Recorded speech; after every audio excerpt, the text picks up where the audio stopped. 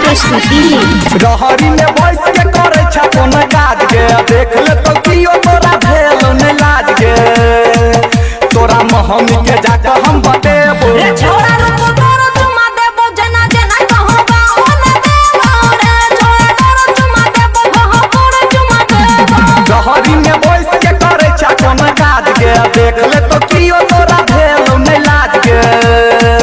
तोरा महमी के जाके हम बतेबो रे छोरा रुको तोरो चुमा देबो जना जना कहबा ओने देबो रे छोरा तोरो चुमा देबो तोरो चुमा देबो तोरो चुमा देबो तोरो चुमा देबो रूपम रिकॉर्डिंग स्टूडियो जीवा चौक मधुबनी डीजे सुमित सतीश रे मनी शंकर घर भटहन बाजार कहने रहियो हम जतोरा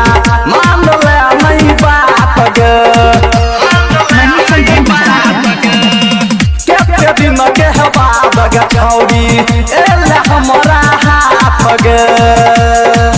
तोहर मारल हम थप्पड़ में भूले रे छोरा रुको तोरो चुमा देबो जना जना कहबा ओने देबो रे छोरा तोरो चुमा देबो कहो तोरो चुमा देबो अखन अहाँ सब सुन रहल छी एनआर म्यूजिक के शानदार प्रस्तुति रिकॉर्डिंग स्टूडियो जीवा चौक मधुबनी। अगर आप भी चाहती हैं तो मणि शंकर चैनल को सब्सक्राइब जरूर करें और साथ में बेल आइकन दबाना ना भूलें। गायक